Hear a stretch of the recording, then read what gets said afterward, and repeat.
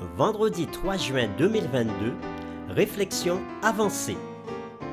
Le texte à mémoriser se trouve dans Genèse chapitre 32, le verset 28.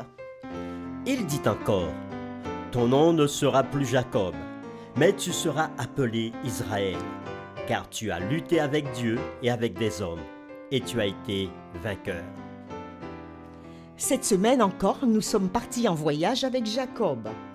Jacob est maintenant libéré de Laban. Sous la bénédiction de Dieu, Jacob est devenu riche. Il semble qu'il soit enfin heureux. Il a atteint son but et rentre chez lui à Canaan. Toutefois, Jacob est profondément inquiet de son avenir en terre cananéenne et de la menace que représente son frère. C'est précisément à ce moment-là que Dieu choisit de s'adresser à Jacob.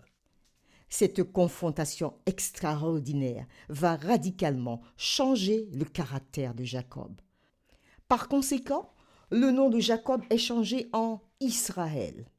La rencontre de Jacob avec Dieu à Péniel est conforme à sa rencontre à Béthel. Les deux récits se font écho en termes de mots, de structure et de thème. Alors que Béthel commence au coucher du soleil, Péniel se termine au lever du soleil avec la perspective d'un avenir glorieux.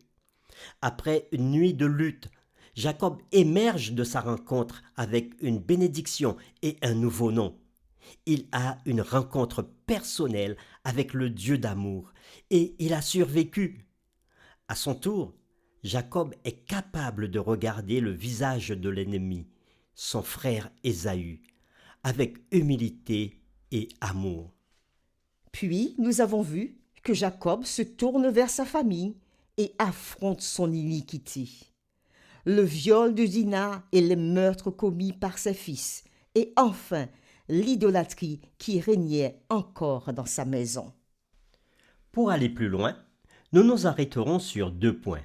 Premièrement, la lutte de Jacob et deuxièmement, l'amour de Dieu pour l'homme pécheur.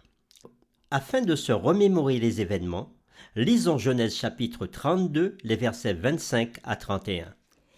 Jacob resta donc seul. Alors, un homme se battit avec lui jusqu'au lever de l'aurore.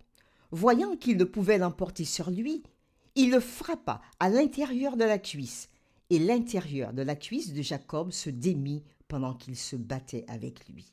Il dit, « Laisse-moi partir, car l'aurore se lève. » Il répondit, « Je ne te laisserai point partir tant que tu ne m'aies béni. » Il lui demanda, « Quel est ton nom ?»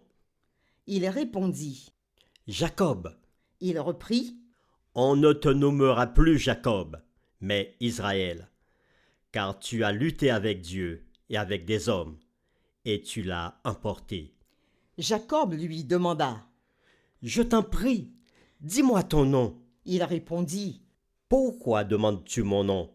Et il le bénit là.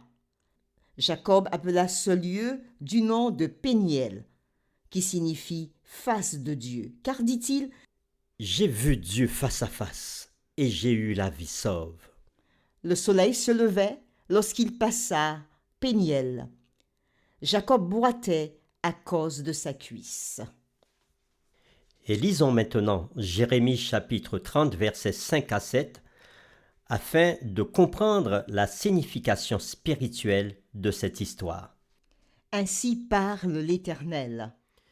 Nous entendons des cris d'effroi.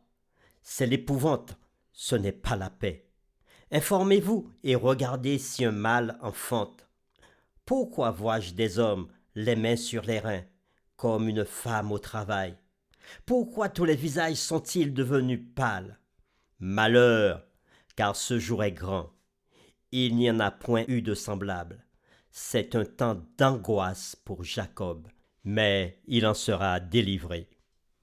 Cette nuit de lutte et d'angoisse préfigure l'épreuve à travers laquelle le peuple de Dieu devra passer immédiatement avant le retour de Jésus-Christ. Telle sera l'expérience du peuple de Dieu dans sa lutte finale avec les puissances du mal.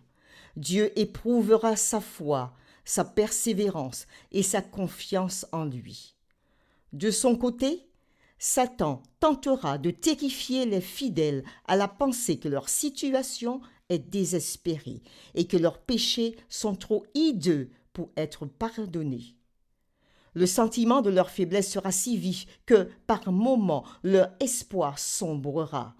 En revanche, au souvenir de l'infinie miséricorde de Dieu et de leur sincère contrition, ils se réclameront des promesses faites aux pécheurs.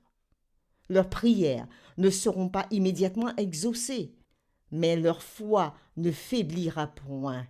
Ils s'attacheront à Dieu de toute leur âme et répéteront avec Jacob: « Je ne te laisserai point aller, que tu ne m'aies béni. » D'autre part, l'histoire de Jacob nous assure que Dieu ne rejette pas celui qui, entraîné dans une mauvaise voie, retourne à lui par une conversion véritable. C'est en s'abandonnant entre les mains de Dieu avec une confiance enfantine que Jacob reçut ce qu'il n'avait pas obtenu par ses propres forces. L'Éternel lui apprit que la puissance et la grâce divine pouvaient seules lui communiquer la bénédiction après laquelle son âme soupirait. Il en sera de même de ceux qui vivront dans les derniers jours, lorsqu'ils seront entourés de dangers, et lorsque leur âme sentira la morsure du désespoir, ils ne devront s'appuyer que sur le sacrifice expiatoire offert sur le calvaire. Nous ne pourrons rien faire de nous-mêmes. Ce que nous venons de lire est tiré du livre Patriarche et prophète d'Ellen White à la page 172 à 174. En conclusion pour cette semaine, malgré tout ce qui arrive, l'histoire des patriarches et de leurs familles est racontée dans la Bible afin de nous montrer que Dieu est fidèle, qu'il accomplit ce qu'il a promis et qu'il le fera, malgré tout ce que son peuple semble parfois faire pour empêcher que ses promesses se concrétisent. Faisons cette prière ensemble. Seigneur, nous voyons que tout ce que tu promets, tu l'accomplis. En dépit de nos faiblesses, en dépit de notre volonté parfois de faire le contraire, toi tu agis, parce que ce que tu dis s'accomplit toujours. Alors que nous avançons à la fin de l'histoire de ce monde, nous prions pour que tu nous guides, que tu nous aides à compter sur tes promesses et rester dans ta volonté. C'est au nom de Jésus que nous te le demandons. Amen.